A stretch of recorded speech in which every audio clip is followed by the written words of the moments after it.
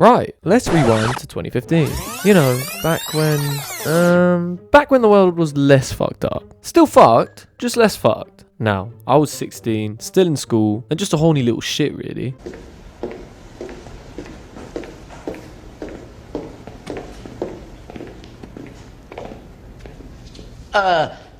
It's 10:33.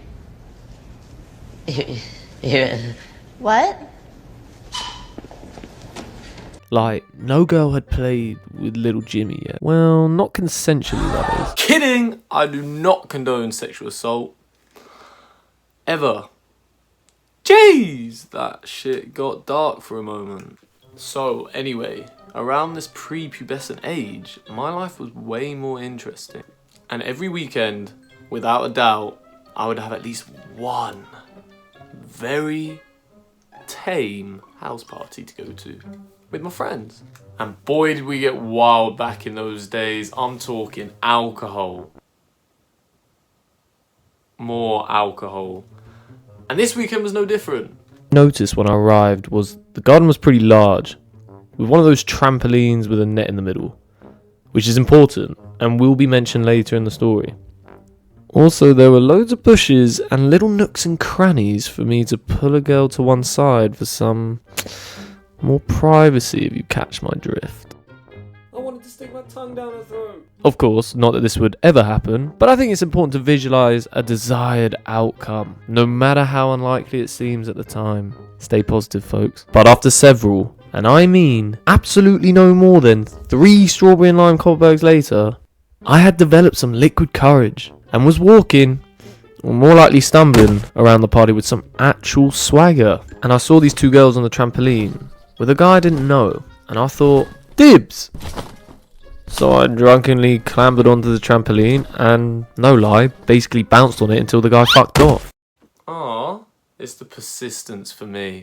Now, these girls were best friends, but visually were polar opposites. One was wearing an innocent summer dress with, very minimal makeup, and the other... well, she was covered head to toe in black latex. Hot. And you know what? Those Kopparbergs worked a treat, because I was spitting flames. Like, I don't even know. It only took me an hour and a half to turn casual conversation into light flirting with them both. Like, some sort of world record, that is, surely. At least, like, in that age group. Anyway, it was when they went to the bathroom together, I suddenly realised I have to choose one. For the privacy, in the nook and cranny. So now, I'm sweating.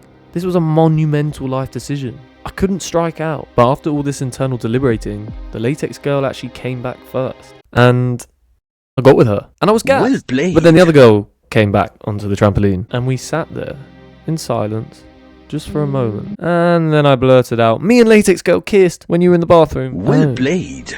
Okay. Should I leave you then? She turns around to climb down the ladder off the trampoline. And I saw the moment of a lifetime flashing before my eyes, and I needed to take it. I was fearless after those Kopparbergs, you see. So I squeakily blurted out, "Well, why don't you join us?" Silence for a couple of agonizing moments. More excruciating silence. Okay. Wait. Seriously? Cue the greatest night of my life, and I knew when I returned to that kitchen I was going to be the stuff of legend amongst my fellow virgin, pathetic peers. And so I was for about 3 seconds, until they noticed something on my neck. I was the stuff of legend in the kitchen for all of 3 seconds, because people quickly went from praising my outrageous trampoline heroics to teasing me for a strange mark on my neck. Now, during all the excitement, I had not noticed that latex girl, it's always the latex girl, had left a whopping big hickey on the left side of my neck for all to see. Well played. As I was essentially laughed out of the party. This was not written in the scripture. I get in my dad's car and slam the door shut. "So, Foster, how was the part? What's that on your neck?"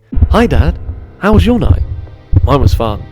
I have a hickey on my neck the size of an acorn. We shall not be discussing this car journey all once at home. Okay, let's go. So there you have it, guys. What should have been the best night of my young life essentially turned into a nightmare. Oh, and did I mention that I had school on the Monday, so as you can imagine, I had to get my sister to put makeup on my neck, which essentially did nothing to cover up the fact that I had a hickey on my neck. What the fuck is the point of makeup then? And to make matters even more humiliating, somehow we had interviews with actual employers at school on Monday at lunchtime, and yeah, let's just say they definitely noticed the odd makeup on my neck, because the first thing that one of them said to me was, "Looks like somebody had a good weekend." Oh, I was also called Latex Boy for like a month after the party. Never trust a fucking latex!